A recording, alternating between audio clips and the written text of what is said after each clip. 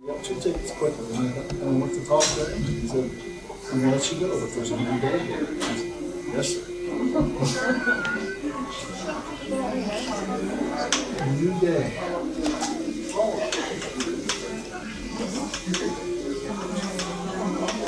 Where are you going to do this? Where will they be set up? Up by the cake or back by the display? Earlier this year, Bill Barnett brought to my attention the fact that it's been 25 years since the place opened. He began musing about how many people were still here after 25 years and how many people will still be here 25 years from now. We've come up with a list of names, and thanks to his idea and the hard work of the social committee and some other people, we've come up with a celebration. The library actually opened to the public this month, but wasn't dedicated until the 26th of March. So we may be having more celebrations as we get down to the 26th of March, 2001. Probably try, if all goes well, to have a rededication ceremony for the next 25 years. So we'll see how everything works out. But today is the kickoff for acknowledging the 25 years that we have been in existence and providing good service. And the mistress of ceremonies today is our departmental chairperson, Ms. Rice. She has.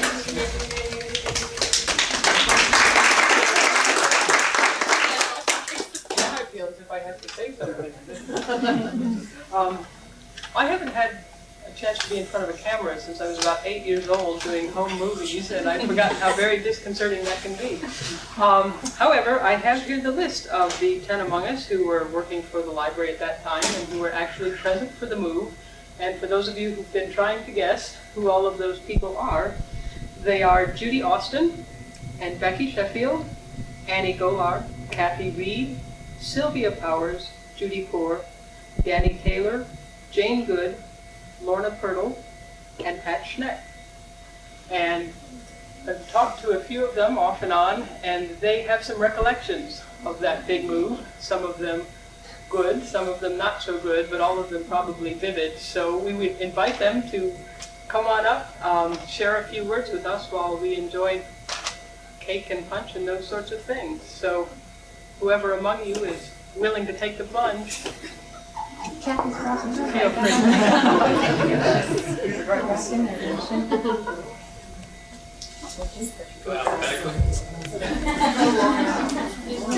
free. Well, I began my employment here at the library January the 1st of 1975. When we moved over here to the library, I was working as a typist. We used to type catalog cards. We typed the subject and the headings, subject headings and title for the cards that we had produced in our area. It was very nice to have a job working here. It was cold. I'm a cold-natured person, so of course naturally they were working on the vents and the air conditioning. And one day they turned on the wrong thing, and it was so cold we were just like shaking. But that soon passed. Also, one of the things that happened was the fire alarm would sometimes go off. We'd be testing, and the fire alarm would go off. We have to run out of the building and come back. But some of my fondest memories are when Dr. Vlasic was here, Beulah Murphy, trying to think the other lady, she's now deceased, but we had, yes, thank you. But there was quite a few part-time people that worked. I was a part-time person. Dottie Dag was also a part-time person.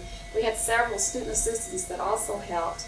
And when we made mistakes, because we didn't have correction tape in our typewriters, we had an electric eraser that we would go to this table. We'd be lined up, so I'm going to show you how many people made mistakes. So we'd be lined up trying to get our typing erased, because sometimes if we didn't type it just right, we would have to, redo the whole line on the card. So during that time, also, I was thinking of some of the librarians that were here at that time. Mrs. Pittinger, Mojo Park, Betty Patterson, Buell Murphy, which was the head of cataloging, Jack Skamoto. Those are just a few that I can think of offhand that were in our department. But we had a really nice area that while we were working in, because it was sort of like a camaraderie with us, watching the cards being produced, seeing students, assistants, as well as staff going upstairs, following them in the card catalog drawer. And it was just a really big production. Little did I know 25 years ago that we would someday have our cards would be eliminated and we would be automated. But it's been a wonderful experience.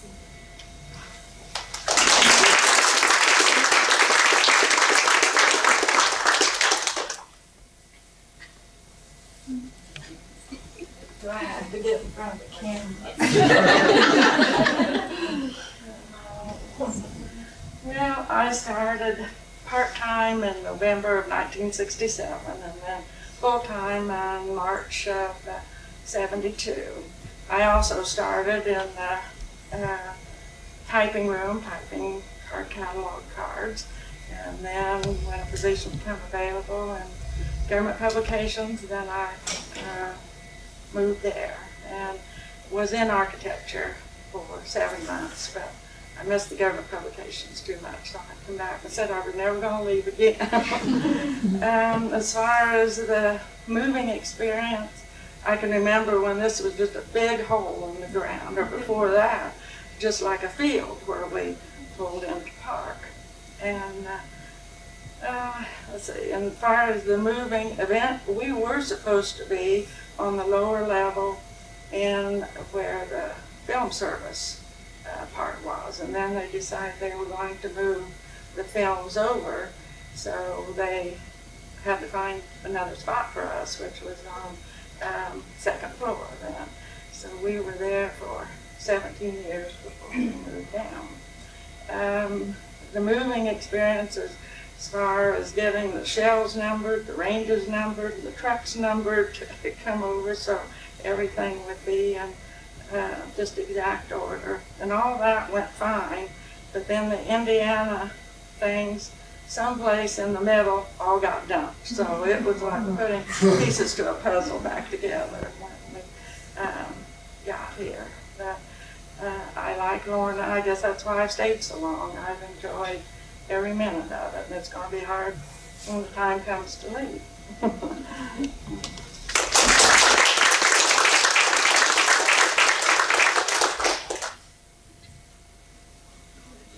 Yes. Yes.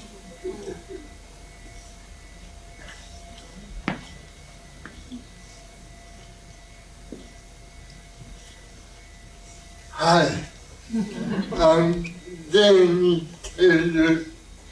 I'd like to say how much I enjoy working here. I feel so lucky to have this job, and I wake up every morning happy because I'm looking forward to coming to work.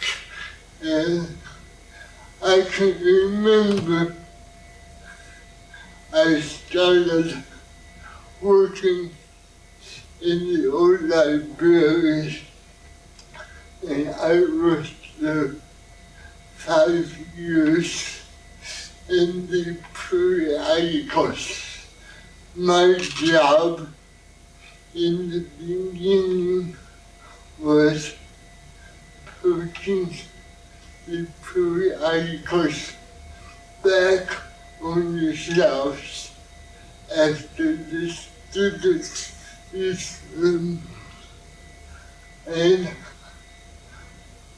after working in the old library 5 years, the move to the new building came, and it was during the summer, and as a lot of you know, every summer I take a 2-week vacation and go to Camp Eisenhower.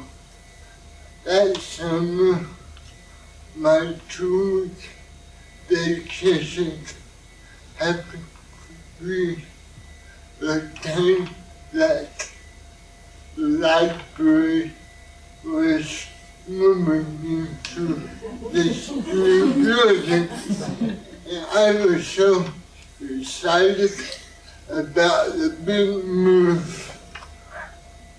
I remember one night at camp, I even dreamed about moving into the library. It meant so much to me. And after we got moved in here, I was really happy because I got my own desk. And that meant a lot to me after working here and then getting my own desk. I felt like a permanent resident. Then we take care of all the periodicals, and in the 1990s I began to learn about the computers too. Well, my age was kind of working against me because I never grew up with a computer like a lot of people have. And I was really afraid of the computer. But the people who work kept after me and giving me confidence, saying, then you can work with a computer. It only does what you tell it to do, and there's no way you can break it. So finally, I started learning about the computer.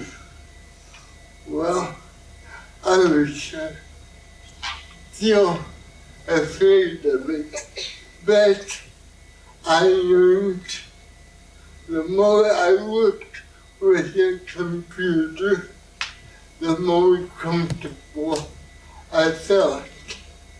And I learned to do things on it which involved my job.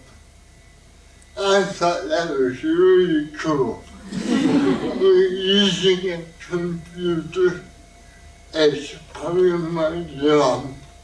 Then I got so involved with the computer, my abilities kind of were neglected.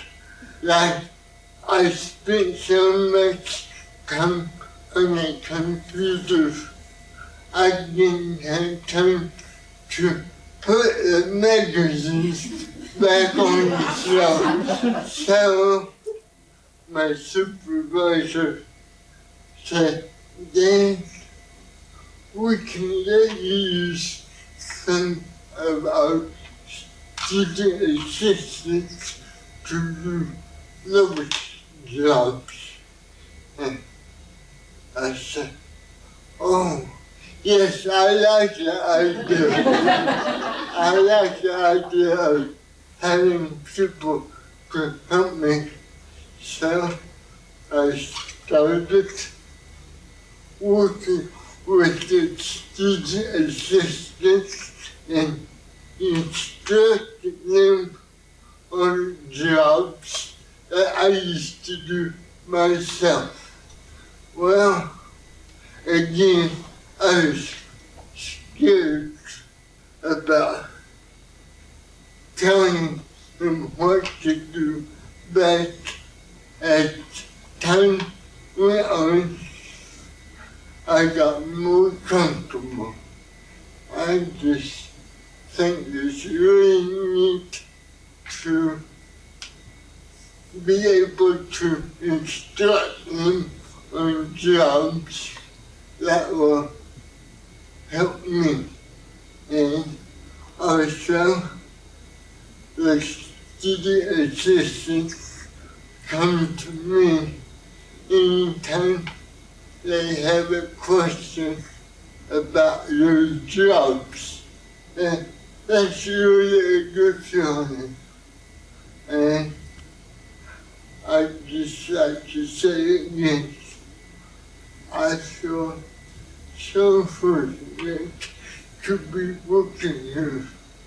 And people often ask me, Dan, isn't it about time for you to retire?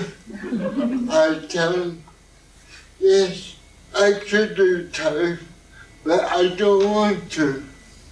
I just now come here every day and being part of Ball State University. Thank you.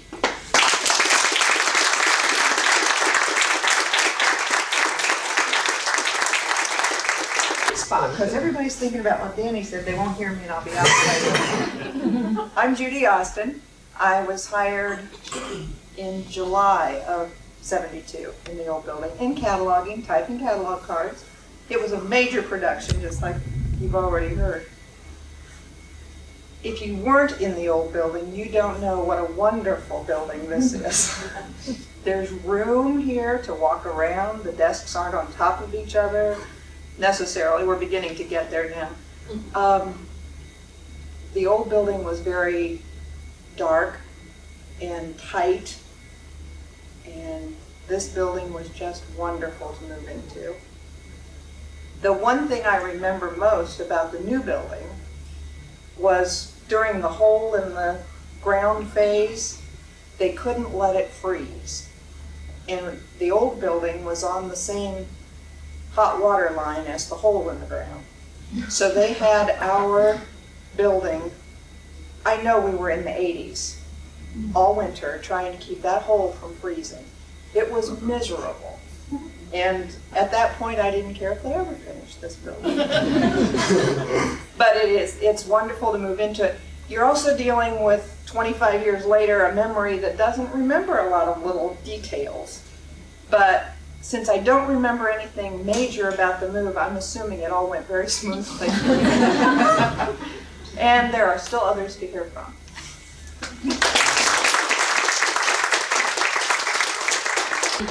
Just the memory that's going.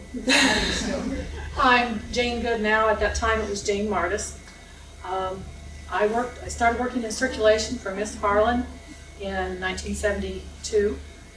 In March of '74, I bid on and was accepted the job of secretary in the cataloging department. I got to work a month and I learned from the best, which was Patty's mother, Mary Jones, had been here for many years. At the time I was there, Mr. Velasic was the head of the department, Yvonne Velasic. Dr. Suput was the head of the library at that time. I worked in the cataloging as secretary. When we got ready to move to the new building, Mr. Velasic left on June the 30th of that year. And on September the 1st, Mr. Tsukamoto was to take over as head of the cataloging department. But in the meantime, he went to Japan. So the move, I was in charge of moving the cataloging department over here. I can't remember exactly the date we moved over, but I do know the week before we moved, they moved the music department, which was Bernard Bird at that time. And he was in the building by himself for a week, upstairs on 3rd floor, where it was at, and he didn't have a key, so if he came to work, he had to come when the construction people came in, and he had to leave when they left, so he wouldn't get locked in the building. I remember before we moved in the building that there was a small fire. I don't remember exactly what happened, and I do remember that we have a resident ghost on 4th floor because there was a construction worker had died. He fell through an elevator shaft that they forgot to cover over. We moved the cataloging department with acquisitions, pre-cataloging, everything that had been into like 4 or 5 different areas into one big room in L23. I worked there for, well, until April of '75. And as Dr. Wood mentioned, we opened in March 26th of 1975, which was my birthday. On March 24th of '75, I worked until 3 o'clock in the morning down in the mailroom running the programs for that open house on the next day.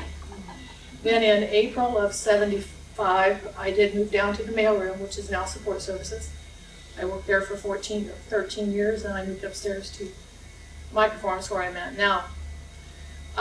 In moving the stacks in, I remember a lot of that. Of course, they had the professional movers moving them in, but they would back up to the loading dock down here, and they would load them at the old building. Someone would take them down, they'd put them on the trucks, bring them over here. When they unloaded them, you'd hear them going down the hall, and every once in a while you'd hear this, "Oh no." Sometimes worse than that, but they dropped many trucks. There were 2 or 3 trucks I know that dropped, and that always threw everything off because they fell over, they broke, or whatever, and they had to make sure they put them back in order to get them on the shelves upstairs before they could bring anything else in, so therefore it was held back a little bit. And if you ever get a chance to talk to Miss Harlan about it, believe me, I think she was pulling her hair out the whole time because it was it was a big major move, even though they didn't have movers come in. So it's been a nice 25 years. I've known a lot of people come and go. At one time I knew everybody's face in here, and now I don't, but I'm still glad to work with all of you. The open house was very nice. We had our Million Books celebration in that time. I don't remember exactly when, but we do have over 1 million books, 1 million microforms, and a lot of very nice people working here.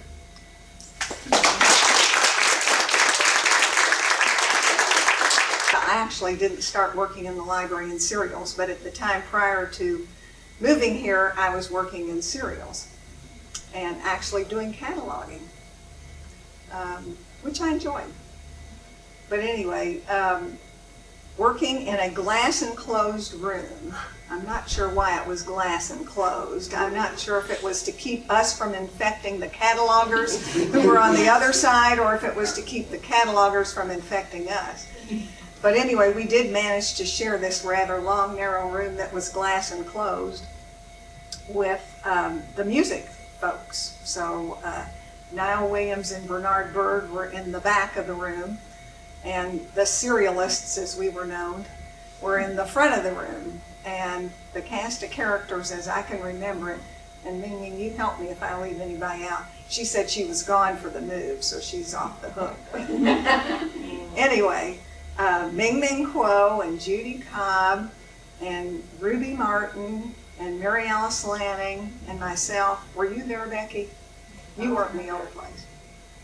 Okay, anyway, there were probably some others, but we were up in the front of this glass enclosed room, so I do remember that, and it was quite an interesting experience. We were pretty much stuffed in there with the machine that used to be called the Monster. Those of you who worked with the old Debo serial record machine may remember the Monster. And so it's kind of tight. Anyway, we were happy to get over here to our new digs. And fortunately, as I say, I blocked out whatever terrible things happened during the move. I just know we landed here and everything was great. Thank you. Doesn't want to be left out. All right, well, thank you everyone for taking a short step back in time. We invite you to look at the display, thoughtfully put together by Archives. Eat, drink, and be merry, and thank you for coming.